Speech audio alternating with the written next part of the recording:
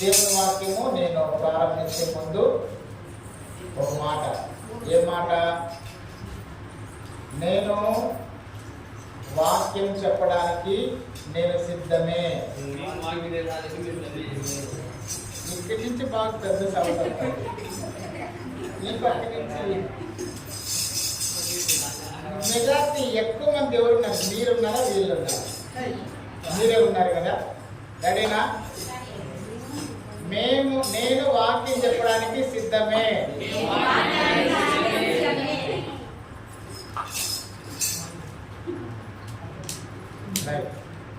దేవునికి మహిమ కలుగును గాక.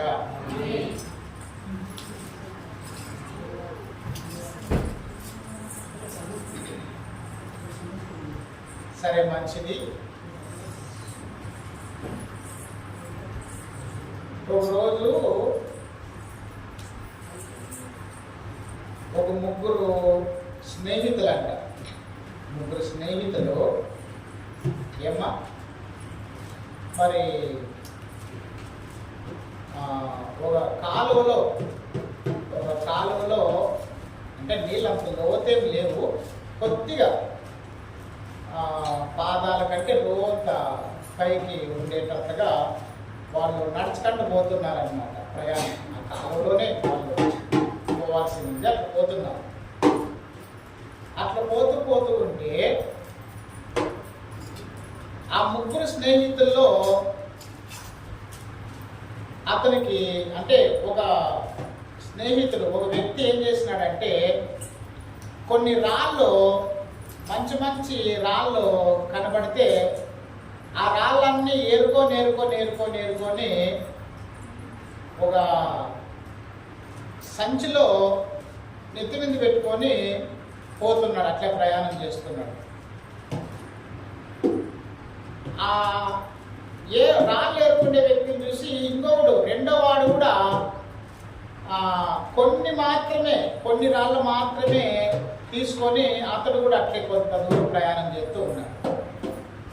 మూడో వాడు అనుకున్నాడంటే ఈ నాయనకేం తిక్కిగిని పట్టిందా, నడిచేదే ఈ నీళ్ళలో పెద్ద గురవ అయితే వాడు చూడు అన్ని రాళ్ళు ఎత్తుకొని వాడు ఎంత బాగా కష్టపడుతున్నాడు నడిచే. కానీ ఆ రాళ్ళు ఎత్తుకునే వాడిని చూసి రెండో వాడిని చూసి కూడా ఎగతాళి చేసినాడు. ఒక నవ్వినాడు. జరా మీకు ఏమైనా తిక్క, రాళ్ళు తీసుకొని ఏం చేస్తారా అని అట్లా అన్నాడంట. ఎవరు? మూడో వాడు.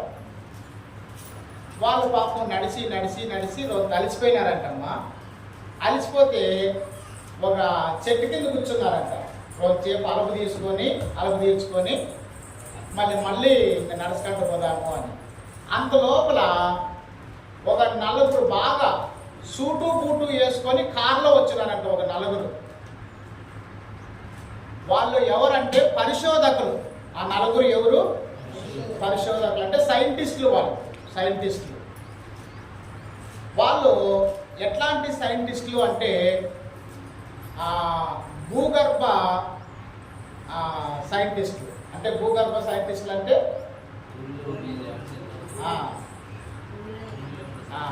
అట్లాంటి వాళ్ళు అన్నమాట.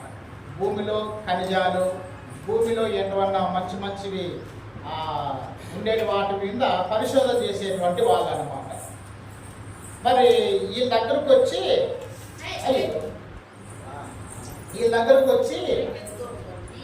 ఏమ్మా ఎవరి దగ్గరకు వచ్చి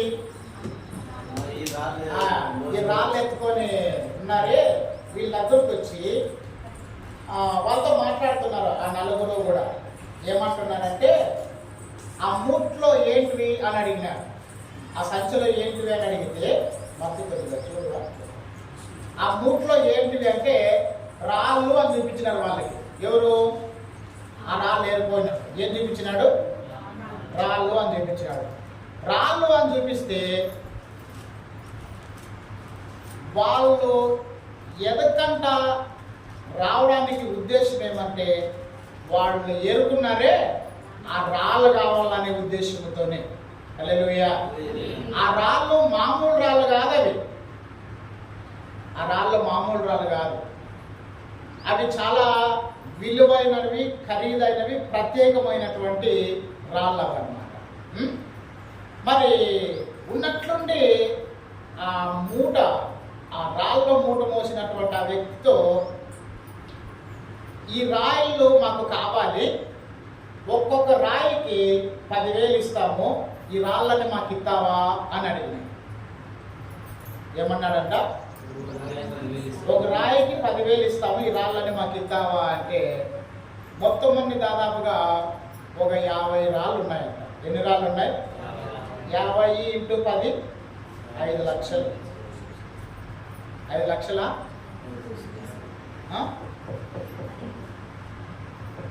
10,000 × 50.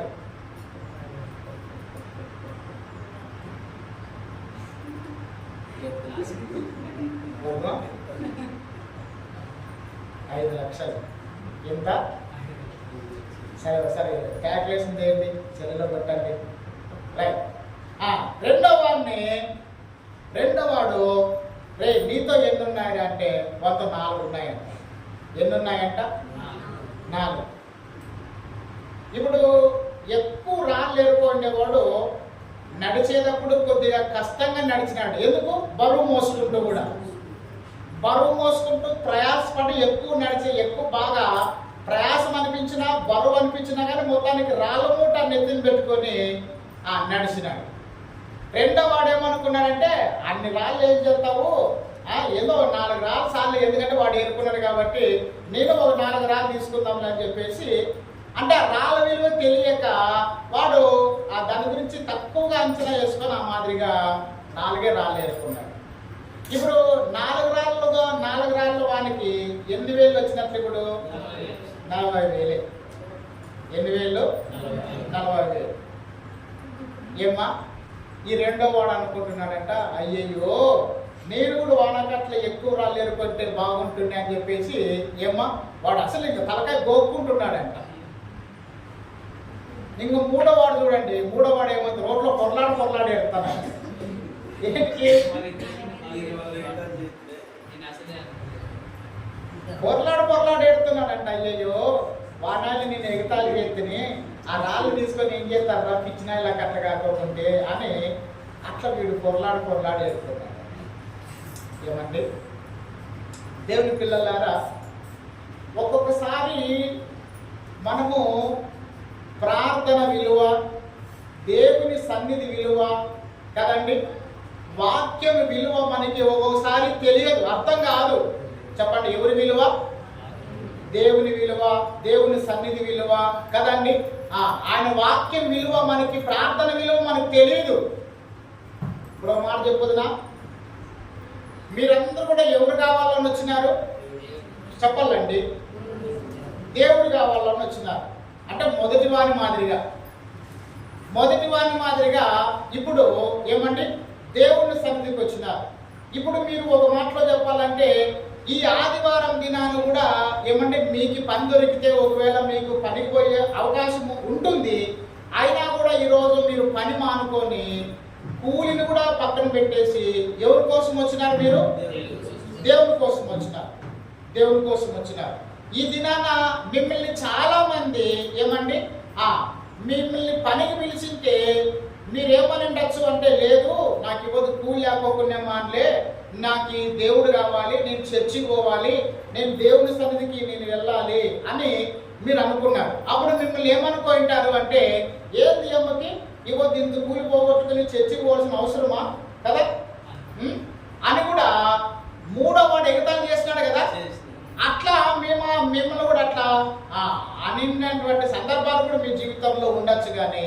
కానీ ఈరోజు మీరు అన్ని దేవుని కోసం వదులుకున్నా కానీ ఎప్పుడు మనకు ప్రతిఫలం ఉంటుంది? ఉంటుందండి. ఆ రాళ్ళ విలువ మూడో వానికి తెలియలేదు కాబట్టి రెండో వాడన్నా ఎన్ని రాళ్ళు ఏరుకున్నాడు? 4 రాళ్ళు ఏరుకొని ఎంత సంపాదించుకునేవాడు? 40,000 సంపాదించుకున్నాడు. మూడో వాడు అది కూడా లేదండి. వాడు ఎప్పుడు బాధపడుతున్నాడంట? వ్యాపారస్తులు వచ్చి ఆ రాళ్ళు కొనుక్కొని వాళ్ళకి గుడ్లు ఇచ్చినప్పుడు, అయ్యయ్యో నేను ఒక రాయన్నా సంపాదించుకుంటే ఒక 10,000 నాకు వస్తాండే కదా అని అప్పుడు బాధపడినాడు. దేవునికి మహిమ కలుగును గాక. ఏమండి, నా వైపు చూస్తున్నారు కదా, ప్రతి ఆదివారము నువ్వు ఒక రాయి వేసుకుంటున్నట్ల. ప్రతి ఆదివారము కూడా ఆ రాయి విలువ నీకు ఇప్పుడు తెలియదు. నువ్వు చనిపోయిన తర్వాత పరలోకంలో దేవుడు నీకు ఇవ్వబోయే బహుమానాలు ఇస్తున్నప్పుడు అప్పుడు నీకు తెలుస్తుంది. ఇప్పుడు నువ్వు దేవుని కొరకు నువ్వు సమస్తము కూడా నష్టపోతుండొచ్చు. ఇప్పుడు నువ్వు దేవుని సన్నిధి కావాలి అనుకున్నప్పుడు నీ సమయాన్ని నువ్వు దేవుని కొరకు వెచ్చిస్తున్నావు, నీ యొక్క తలాంతును దేవుని కొరకు వెచ్చిస్తున్నావు కదండి. నువ్వు ఏమంటే కూలి కూడా నువ్వు సంపాదించేటువంటి ఒక రోజు ఈ ఆదివారం కూలి కూడా ఏమండి నువ్వు దేవుని కొరకు త్యాగం చేస్తున్నావు. నా వైపు చూడండి దేవుని పిల్లలారా, నాకు లేక పుట్టినటువంటి నా కొడుకు అయినటువంటి ఇస్సాకు కాదు నాకు ఎక్కువ, నా కొడుకునిచ్చినటువంటి నా దేవుడే నాకు ఎక్కువ నిరూపించుకున్నాడు. ఎవరాయన? అబ్రహాం. అది దేవుని మీద ఉండే భక్తి, అది దేవుని మీద ఉండేటువంటి ఏమండి భయం. దేవునికి మహిమ కలుగును గాక. ఏమండి ఈ దినాన దేవుని పిల్లలారా, నువ్వు దేవుని సన్నిధికి రావడం విషయంలో, నువ్వు దేవుడు కావాలా అనుకునే విషయంలో నువ్వు ఏదైతే నువ్వు నష్టపోతావో అది దేవుడు మళ్ళీ ఖచ్చితంగా నీకైతే మళ్ళా రెండంతల ఆశీర్వాదం నీకు ఇస్తాడా ఇవ్వడా? చెప్పాలమ్మా, ఇస్తాడా ఇవ్వడా? 3000 గొర్రెలు, 6,000 గొర్రెలు, 3,000 ఒంటెలు, 500 జతల ఎద్దులు, 3,000 ఆడుగాడిదలు, ఇవన్నీ కూడా ఎవరికి ఆస్తిగా ఇచ్చిండేది? దేవుడు భక్తునికి, యోబుకి. అవన్నీ కూడా ఎవరి కోసం పోగొట్టుకున్నాడు? దేవుని కోసం పోగొట్టుకున్నాడు. ఏమండి పోతే పోన్లే, ఇవన్నీ ఎవరు నాకు ఇచ్చిండేది? దేవుడే నాకు ఇచ్చింది. మరి దేవుడు కావాలనుకున్నాడు, ఆయన తీసుకున్నాడు అనుకున్నాడు. ఏమండి కానీ అతనికి ఆస్తి లేకపోయినా, బాగా వినన్నా ఈ మాట, అతనికి ఆస్తి లేకపోయినా, అతనికి సంతానం లేకపోయినా, అతని దేహంలో ఆరోగ్యం లేకపోయినా ఎవరు కావాలనుకున్నాడు? అది దేవుడికి దూరమైనాడు. అంత శ్రమంలో కూడా, దేవునికి దూరమైన అంత శోధనలో కూడా, దేవునికి దూరమైన అంత కష్టం వచ్చినా కానీ, ఈరోజు చాలా మంది కొద్దిగా కష్టం రాకూడదు. ఈరోజు చాలా మంది విశ్వాసులకి కొద్దిగా శ్రమ రాకూడదు, కొద్దిగా ఏమంటే వాళ్ళకి ఏ విధమైనటువంటి శోధన రాకూడదు. ఏమండి ఏం చేస్తున్నారంటే అప్పుడే కదండి ఆ దేవునికి దూరం అవుతున్నారు. చెప్పాలి, ఎవరికి దూరం అవుతున్నారు? దేవునికి దూరం అవుతున్నారు. ఒక చిన్న పాట పాడుకుంటాం. నేనేమైనా ప్రభువా నిన్ను స్తుతిస్తాను, నాకేమున్నా ప్రభువా నీకే అర్పిస్తాను. వస్తుంది కదా పాడమా? అంత పాడతారు. నేనేమైనా ప్రభువా నిన్ను స్తుతిస్తాను, నాకేమున్నా ప్రభువా నీకే అర్పిస్తాను.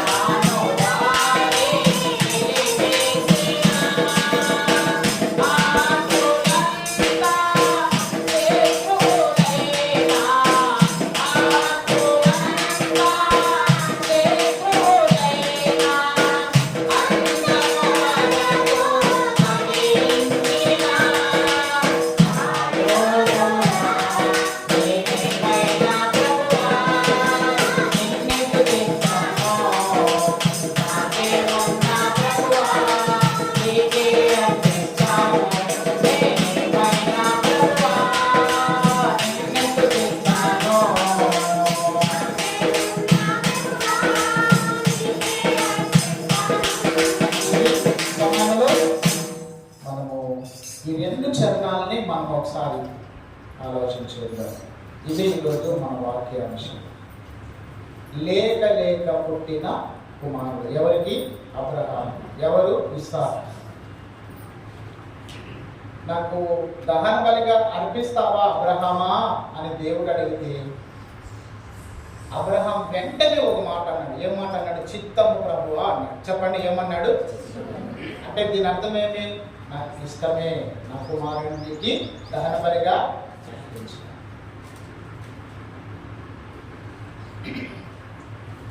ఆ రోజున శిష్యులు యేసును వెంబడించే విషయంలో వాళ్ళు కూడా కొద్దిగా వెల చెల్లించినారు. ఏమిటి ఆ వెల అంటే, వాళ్ళ దోణెల్ని వదులుకున్నారు యేసు ప్రభు కొరకు, వాళ్ళ వలలన్నీ విడిచిపెట్టారు యేసు ప్రభు కొరకు, వాళ్ళ వృత్తిని కూడా యేసు ప్రభు కొరకు ఏం చేసుకున్నారు? విడిచిపెట్టుకున్నారు. ఎవరి కోసము? దేవుని కోసం. యేసు ప్రభు వాళ్ళ దగ్గరకు వచ్చి ఒక మాట అన్నాడు, ఇదిగో నన్ను వెంబడించండి, నేను మిమ్మలను మనుషుల పట్టు జాలర్లుగా చేస్తానన్నాడు. అంటే ఆ రోజు నుండి కూడా వాళ్ళు ఇంకా చేపలు పట్టే పని కాదు వాళ్ళు. ఏం పని? మనుషులు పట్టే పని. అంటే దేవుని కొరకు మనుషులను దేవుని రాజ్యంలోనికి నడిపించే విధముగా వాళ్ళ పని చేయాలి. అది వాళ్ళు చేయాల్సినటువంటి పని. నువ్వేం తెలుసుకోవాలి ఈ విషయాన్ని బట్టి అంటే ఏమండి, నువ్వు ఈ ఆరాధన విషయంలో, దేవుని సన్నిధికి వచ్చే విషయంలో నువ్వు ఏం వదులుకుంటున్నావు? నువ్వు దేవుని కొరకు నీ సమయాన్ని వదులుకుంటున్నావా? నీ కూలిని వదిలిపెడుతున్నావా? ఏమండి, ఒకవేళ నీకున్నటువంటి ఏదైతే నీకు ఆటంకంగా ఉంటుందో దేవుని సన్నిధికి రావడానికి, నువ్వు దాన్ని వదులుకోవడానికి ఇష్టమేనా? అట్లని చెప్పేసి శాశ్వత కాలం వరకు కూడా నువ్వు దేవుని కొరకు దాన్ని వదులుకొని దేవుడు చెప్పట్లేదు. ఒక్కరోజు, వారంలో ఒక్కరోజు. కారణం ఏంటంటే దేవుని పిల్లలారా, ఏశావుకి జ్యేష్ఠత్వపు హక్కు, దాని విలువ ఎప్పుడు తెలిసి వచ్చింది చెప్పాలి. అక్క మీరు చెప్పండి. ఏశావుకి జ్యేష్ఠత్వపు హక్కు విలువ ఎప్పుడు తెలిసి వచ్చింది?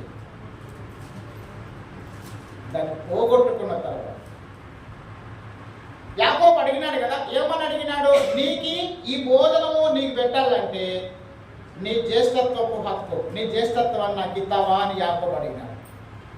ద్వితీయోపదేశ కాండం కావచ్చు, లేకపోతే ధర్మశాస్త్రం.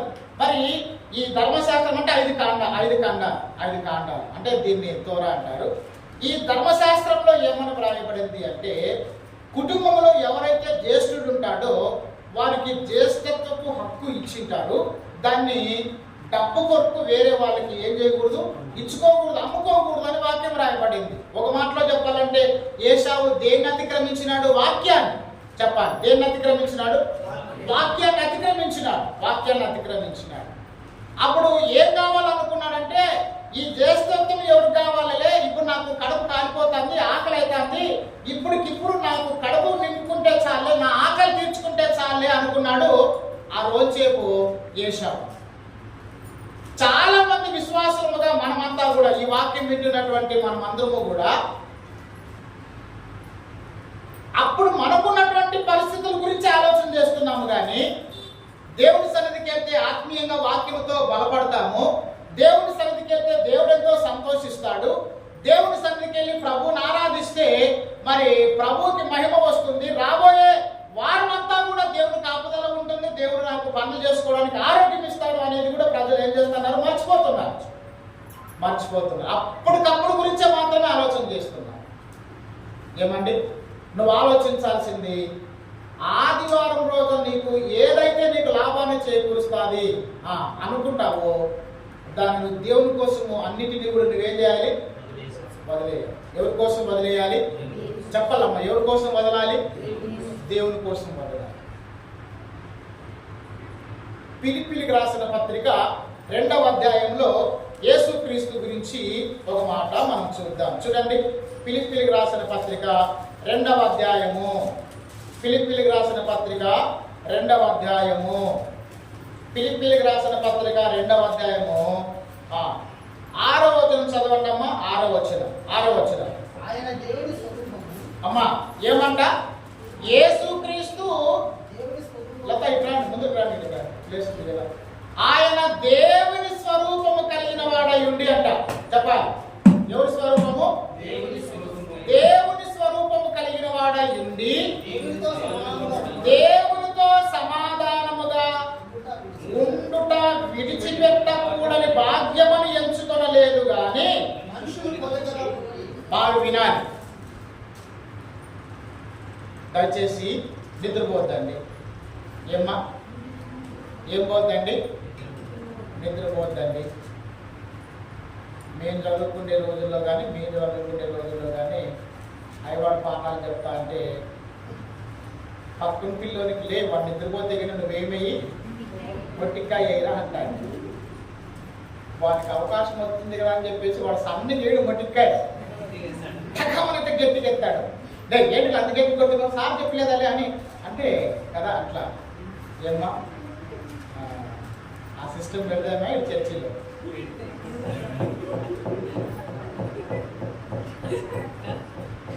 ఆ సిస్టమ్ పెడితే ఉండే పక్కంతా కూడా తీసుకుంటారు.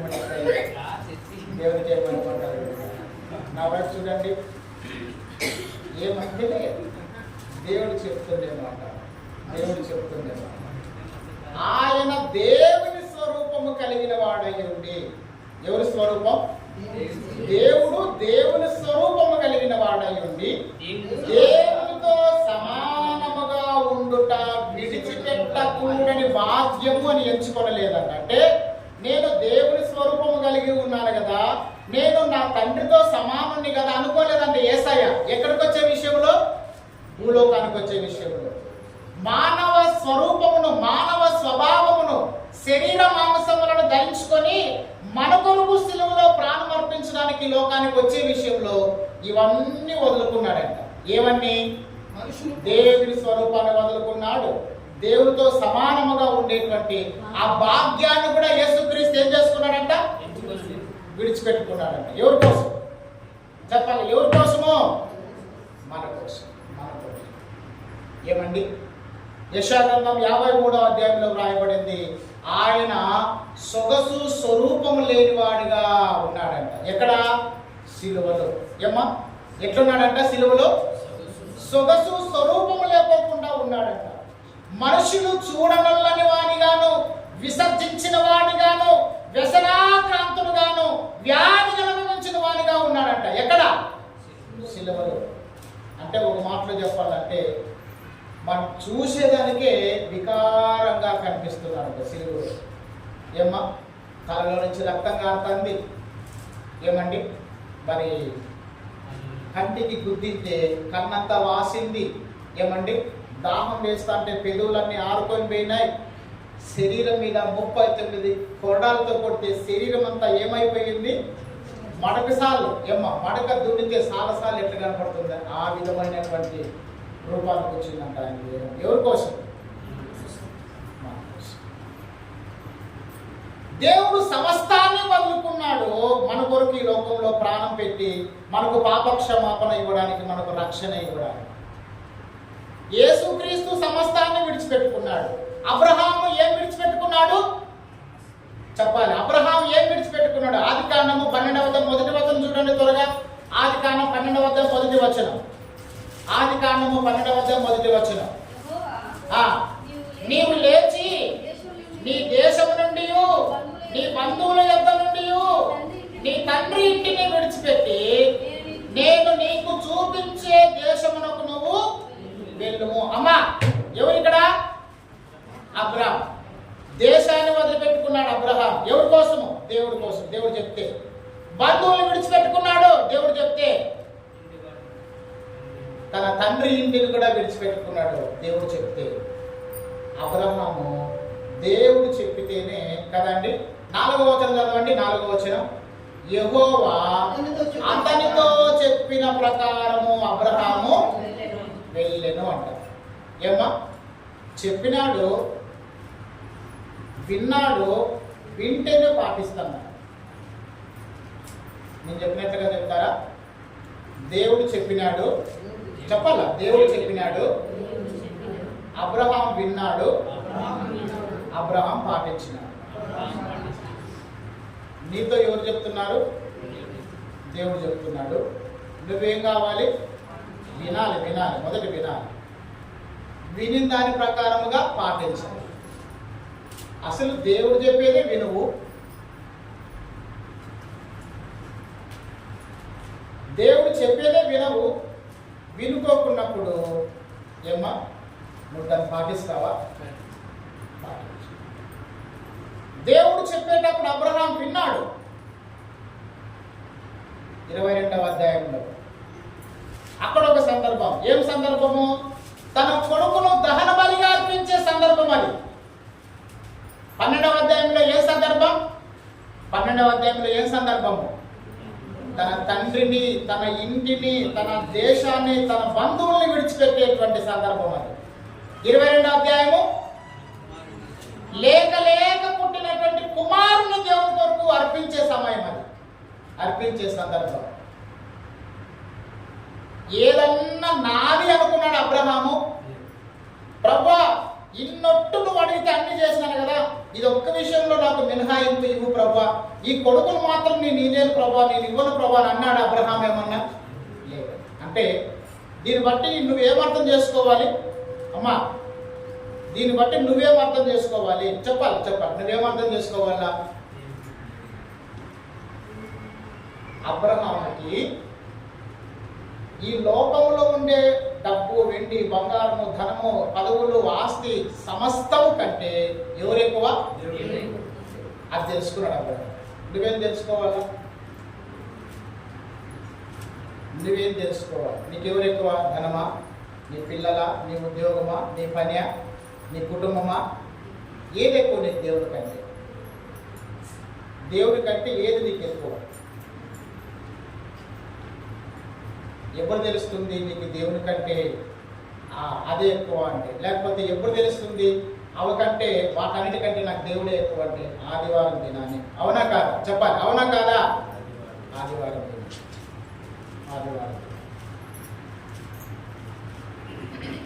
శిష్యులు చేపలు పట్టే వృత్తిని వదులుకున్నారు. ఎవరి కొరకు అంటే దేవుడు. వాళ్ళు ఎవరంటే చదువురాని వాళ్ళు ఎవరంటే విద్య లేని పామరులు. అట్లాంటి వాళ్ళు యేసును వెంబడించిన దానికి పేతురు, యాకోబులు, పేతురు, యోహానులు కదా, శృంగారం అనే దేవాలయంలోనికి పగలు 3 గంటలప్పుడు ప్రార్థన చేసుకొచ్చుకునే దానికి పోతున్నారంట. నా బయట చూడండి, ఈ మాటలు బాగా వినండి. ఎక్కడికి? చెప్పాలమ్మా, ఎక్కడికి? శృంగారం అనే దేవాలయంలోని. ఎన్ని గంటలప్పుడు? పగలు 3 గంటలప్పుడు. పగలు 3 గంటలప్పుడు నువ్వేం చేస్తాంటావు? ఏమో లేదు, నువ్వేం చేస్తాంటావు ఏమో, కానీ పేదలు అయితే ప్రార్థన చేసుకొచ్చుకునే పోతాను. సరే, పేదలు ప్రార్థన చేసుకొచ్చుకునే దానికి పోతామంటే ఆ దేవాలయపు ద్వారం దగ్గర, అంటే వాకిలి కాడ పుట్టుకతోనే 2 కాళ్ళు లేనటువంటి ఒక కుంటి భిక్షకుడు వాళ్ళని ఏమడిగినాడు? అయ్యా, మీతో ఏమైనా ఉంటే ఇస్తారా? ఏమన్నాడంట? అంటే భిక్షం అడిగినాడంట. అప్పుడు వాళ్ళేమన్నారు? చెప్పాలి. వాళ్ళేమన్నారంటే, మాతో వెండి బంగారములు లేవు, కానీ మేము కలిగి ఉన్నదాన్ని నేను మీకు ఇస్తున్నాము. చెప్పాలి. ఏం కలిగి ఉన్నారు వాళ్ళు? ఎవరిని కలిగి ఉన్నారు? డబ్బునా, వెండినా, ఈ లోకాన్న, ఈ లోకపు పదవులను కలిగి ఉన్నారా? లేదండి. లోక బంగారము, ధన ధాన్యాదులు ఒక పోగేసిన నీతో సరితూగున, జీవనదులన్నీ సర్వసాంద్రములై ఒకటై ఎగసిన నిన్ను కాగలవ. ఒక సౌఖ్యాన్ని ఒక చోట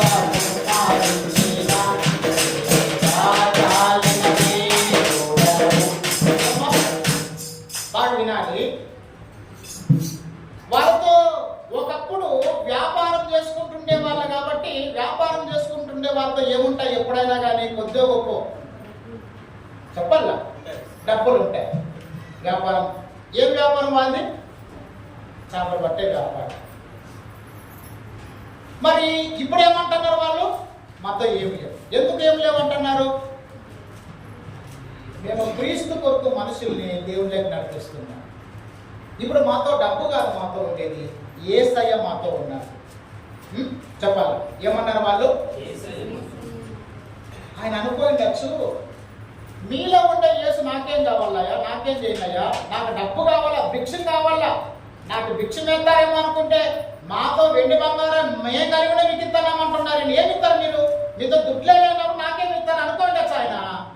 కానీ వాళ్ళు ఏం కలిగి ఉన్నారంటే, అతనికి కాళ్ళు లేవు, అతనికి కాళ్ళు ఇవ్వగలిగినంత స్వస్థత పరిచేటువంటి వరం ఏమండి, వాళ్ళు అతనికి కాళ్ళు ఇచ్చేటువంటి గొప్ప వరాన్ని వాళ్ళు కలిగి ఉన్నారండి.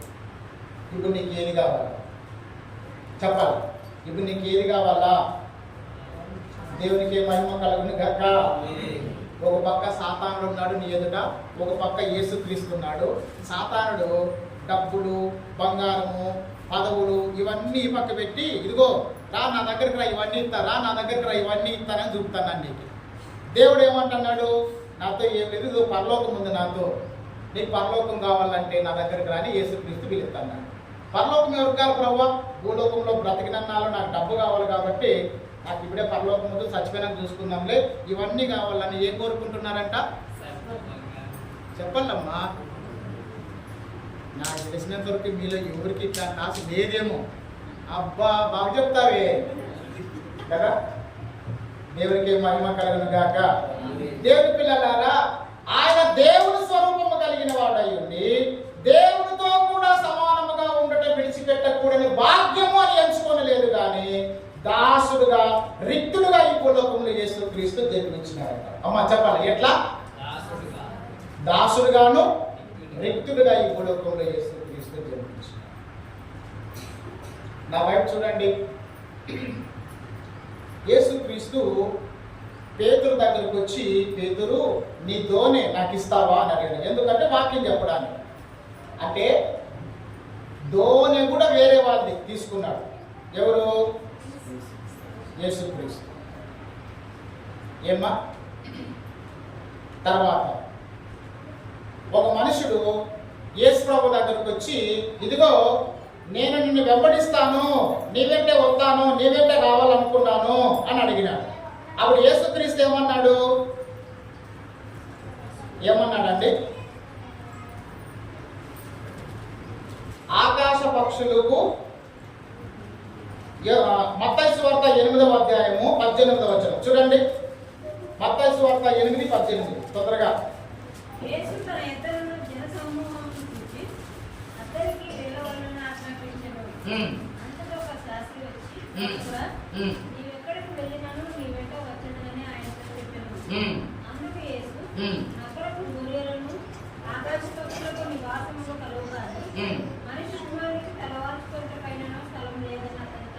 ఏమన్నాడంటే ఒక శాస్త్రి వచ్చి, చెప్పాల, శాస్త్రి వచ్చి ఏమన్నాడు యేసు ప్రభుతో? నువ్వు ఎక్కడికి పోతే అక్కడ నేను వస్తాను అని అన్నాడు. అప్పుడు యేసు ప్రభు ఏమన్నాడు? ఆకాశ పక్షులకు తలవాల్చుకోవడానికి గూళ్ళు ఉన్నాయి, నక్కలకు బొరియలు ఉన్నాయి, కానీ మనుష్య కుమారుడు తలవాల్చుకోవడానికి ఏం లేదంట ఈ భూలోకంలో, స్థలం లేదు అని అన్నాడు. అంటే దీని అర్థం ఏమి? దీని అర్థం ఏమి? మనుష్య కుమారుడు ఎవరు ఇక్కడ? యేసుక్రీస్తు. మరి యేసుక్రీస్తు తలవాల్చుకోవడానికి స్థలము లేదు అని చెప్పడంలో అది నిజమేనా? నిజమే. దేవుని పిల్లలారా, మరి యేసుక్రీస్తు ఈ భూలోకంలో జీవించినప్పుడు 33.5 సంవత్సర కాలం జీవించినాడు. ఏమండి? ఒక వడ్రంగి పనిచేసేటువంటి ఏమండి ఇద్దరు భార్య భర్తలు మరియమ్మ యోసేపు దగ్గర పెరిగినాడు. 3.5 సంవత్సర కాలం ఇంకా యేసుక్రీస్తు గ్రామాలు, పల్లెలు, పట్టణాలు తిరిగి సువార్త ప్రకటించి సిలువలో చనిపోయినడు, సమాధి చేయబడ్డాడు. మళ్ళా పరలోకానికి ఆరోహణమైపోయినాడు. బాగా వినాలి, నా వైపు చూడండి. యేసుక్రీస్తు యొక్క సమాధి యేసుక్రీస్తుదా వేరే వాళ్ళ? సమాధి ఎవరిది? అరిమతయ అనేటువంటి యోసేపుది. అంటే ఈ భూలోకంలో యేసుక్రీస్తు నాది అనేటువంటిది ఈ భూలోకంలో ఏది కూడా అనుకోలేదు. నా వైపు చూడండి, అబ్రహాము ఈ భూలోకంలో జీవించినంత కాలం వరకు కూడా ఏ నిరీక్షణతో జీవించినాడో హెబ్రీయులకు రాసిన పత్రిక ఏమండి 11వ అధ్యాయం ఒకసారి చూద్దాం. హెబ్రీయులకు రాసిన పత్రిక 11వ అధ్యాయం 13వ వచనం. వీరందరూ ఆ వాగ్దాన ఫలము అనుభవింపకపోయినను దూరం నుండి చూచి వందనము చేసి తాము భూమి మీద పరదేశులమును యాత్రికులమునై ఉన్నామని ఒప్పుకొని విశ్వాసము గలవారై మృతి పొందిరి. అబ్రహాము ఏమనుకున్నాడంటండి?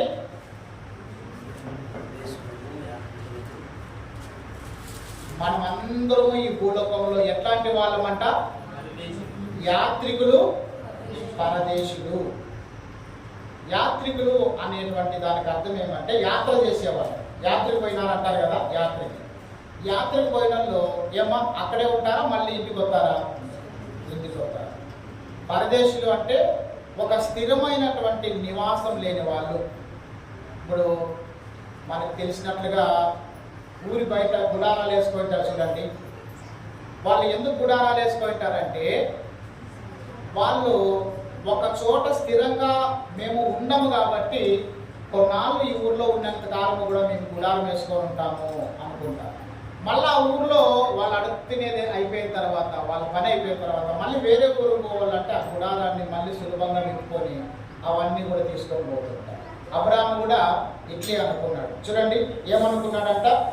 తాము భూమి మీద పరదేశులమును యాత్రికులమై ఉన్నామని ఒప్పుకొని విశ్వాసం గలవారై వృద్ధి పొందిరి. 14వ వచనం. ఈలాగ చెప్పువారు తమ స్వదేశంలో వెతుకుచున్నామని విషదపరచుచున్నారు కారా, వారు ఏ దేశం నుండి వచ్చిరో ఆ దేశమును జ్ఞాపకం ఉంచుకున్న ఎడల మరలా వెళ్ళుటకు వారికి వీలు కలిగి ఉండును. ఇప్పుడు చెప్పండి మీరు ఇప్పుడు యాడ్ నుంచి యాడ్కొచ్చినారు? అర్థం కాదా? ఏమో ఇట్లా అంటారు అనుకుంటున్నాను. మీ ఇంటికాటి నుంచి కదమ్మా, మళ్ళీ ఇట్లా అంటారే.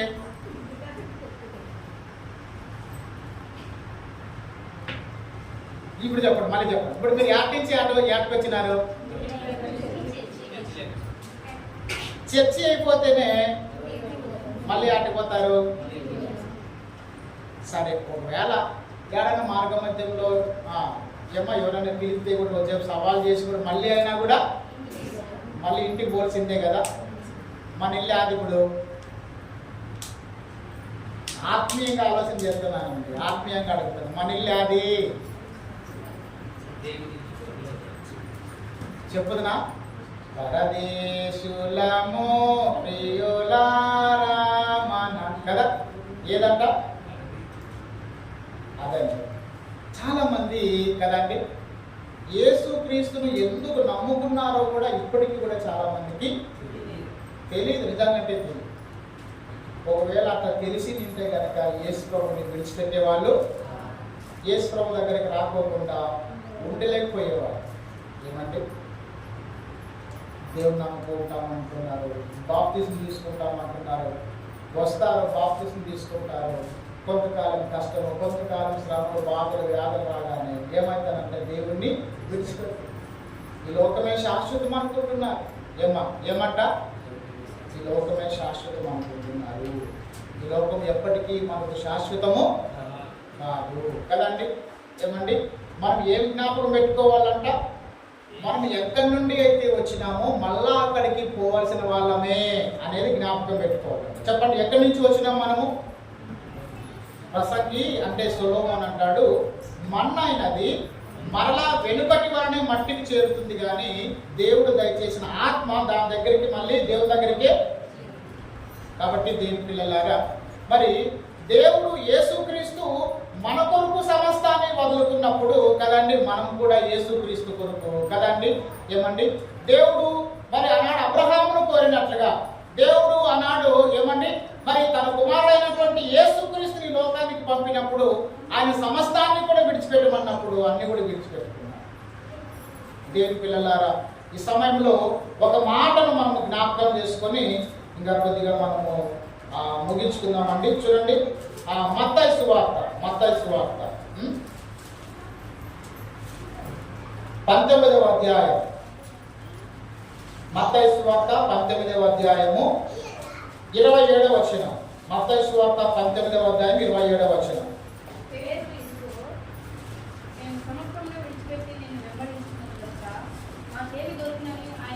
చాలు ఏమంటున్నాడంటే పేతురు, మేము సమస్తము వదిలేసి అని పేతురు అంటున్నాడు. ఎవరితో? యేసు ప్రభు. ఏం వదులుకున్నాడు పేతురు? ఇంటికి వ్యాపారాన్ని వదిలేసుకున్నాడా లేదా?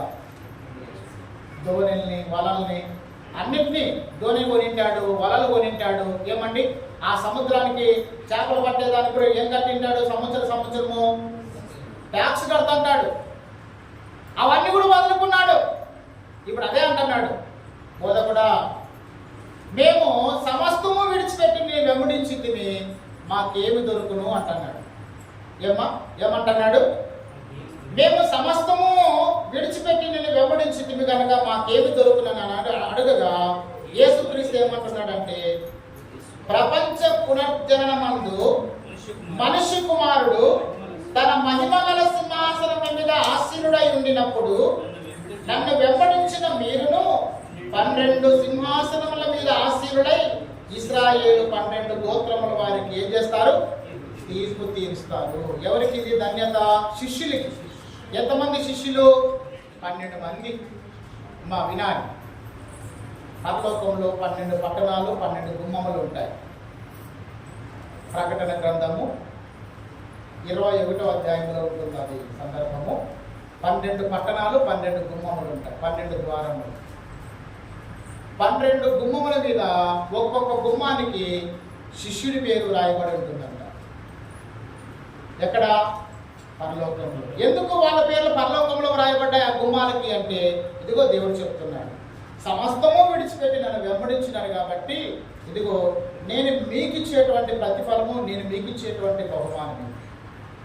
12 గోత్రాల వాళ్ళకి మీరు ఏం చేస్తారు? 12 సింహాసనం మీద కూర్చొని వారికి తీర్పు తీరుస్తాడు అని దేవుడు వాళ్ళకి ఒక ఆధిక్యత. ఈ రోజుల్లో చాలామంది ఈ భూ సంబంధమైన వాటి కొరకు ఏమంటే, మేము అడిగినట్టు దేవుడు మాకు సాయం చేయలేదు, మేము అనుకోని కోరిక నెరవేరలేదు, మేము ఏదైతే దేవుని దగ్గరకు వచ్చి ఇది కావాలి, ఇది నెరవేరాలనుకున్నామో ఏంది కూడా మాకు బాగా లేదు అనుకోని ఏమండి, తాత్కాలికమైనటువంటి ఆరోగ్యం కొరకు, తాత్కాలికమైనటువంటి ఆశీర్వాదాలని వాళ్ళు కావాలని దేవుని దగ్గరకు వచ్చినప్పుడు అవి పొందుకుపోయినప్పుడు దేవుని విడిచిపెడితే ఏం పోగొట్టుకుంటున్నారు? చెప్పాలి, ఏం పోగొట్టుకుంటున్నారమ్మా? పరలోకం పోగొట్టుకుంటున్నారు. నేను ముగిస్తున్నాను.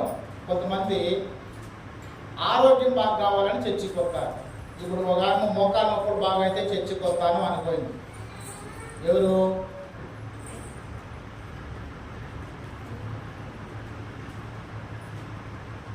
మోకాలు నొప్పులు బాగా కావాలని చర్చికి వస్తే, సరే మోకాలు నొప్పులు బాగా అయినాయి అనుకో, బాగా చర్చికి వస్తా అంటే, ఏమో మళ్ళీ ఇప్పుడు చర్చికి రాలేదంటే, నాకు మోకాలు నొప్పులు బాగా అయినాయి, ఏంటిగా నేను చర్చికి ఒక 3 నెలలకు మళ్ళీ మోకాలు నొప్పులు వచ్చాయి. రోగం బాగా కావాలని చర్చికి వస్తున్నావు, బాగా అయింది, మళ్ళీ రాదా? అప్పులు తీరిపోవాలని చర్చికి వచ్చినావు, అప్పులు తీరిపోయినాయి, మళ్ళీ అప్పులు రావా? సమస్యలు తీరిపోవాలని చర్చికి వచ్చినావు, సమస్యలు తీరిపోయినాయి, మళ్ళీ సమస్యలు ఉండవా? రావా? ఇదిగా దీనికోసం కాదు మనం యేసు దగ్గరికి రావాల్సింది. దేనికోసము? పరలోకం కోసం. చెప్పండి, దేనికోసం అండి? అక్కడ కన్నీరు ఉండదు, అక్కడ దుఃఖం ఉండదు, అక్కడ ఏడుపు ఉండదు, ఆకలి ఉండదు, దప్పిక ఉండదు, ఏ విధమైన సూర్యుని ఎండ అయినను వడగాలి అయినను కూడా అక్కడ ఉండదు. ఇప్పుడు 41, 42 డిగ్రీలు ఎండ ఉంటే అక్కడ ఏమేగా ఉండదంట. ఎక్కడ? దేవునికి మహిమ కలుగును గాక. అట్లాంటి పరలోకం కావాలని దేవుని దగ్గరికి వస్తే దేవుడు నీకు నిత్య జీవముతో పాటు సమస్తము కూడా దేవుడు నీకు ఇస్తాడు. ముగిస్తున్నాను. యేసు ప్రభు దగ్గరికి ఒక ధనవంతుడు వచ్చినాడు. ఏం కావాలని వచ్చినాడంటే, నాకు పరలోకం కావాలని వచ్చినాడు. సరే నరహత్య చేయొద్దు, వ్యభిచారం చేయొద్దు, దొంగతనం చేయొద్దు, అబద్ధ సాక్ష్యం చెప్పద్దు, మోసం చేయవద్దు, నీ తల్లిదండ్రులను సన్మానించు అని చెప్పినాడు. అప్పుడు ఆయన ఏమన్నాడంటే నేను అన్ని పాటిస్తున్నాను ప్రభు అన్నాడు. నువ్వు అన్ని పాటిస్తుంటే నువ్వు మిక్కిలి ధనవంతులు ఆస్తి గలవాడవు కాబట్టి నీ ఆస్తినంతా అమ్మేసి బీదిరికి ఇచ్చి నన్ను వెంబడించు అన్నాడు. దానికి ఒప్పుకున్నాడా? చెప్పాలమ్మా, దానికి ఒప్పుకున్నాడా? ఒప్పుకోలేదు. ఎందుకు ఒప్పుకోలేదు? నేను 3 పూట్లు బూది కాల్సిన నుండి 2 పూట్లే బూదిని 1 పూట ఉపవాసం నింద సంపాదిస్తే దీన్నంతా అమ్మి బీదులకి ఇచ్చి యేసు ప్రభు వెంబడించమంటావే? ఇది నా వల్ల కాదు, నాకు యేసు ప్రభు వద్దు అని మతం మార్చుకోవాలంటే ముఖం చిందుపుచ్చుకొని ఇంటికి వెళ్ళిపోయినాడు. అంటే ఏది కావాలని? ఈ భూలోకంలో ఆస్తే ముఖ్యం అనుకున్నాడు ఆయన. చెప్పండి ఏమ్మా, ఏ ముఖ్యం అనుకున్నాడంట? నా వైపు చూడండి. ఒక సినిమా హీరోయిన్, ఆయన పేరు ఏం పేరు అంటే శ్రీదేవి. ఏ పేరమ్మా? ఆయన చచ్చిపోతే ఆయన బ్రతికి ఉన్నప్పుడు 7 వారాల నగలు సంపాదించిందంట ఆయన. చూసినారా ఎవరైనా 7 వారాల నగలు?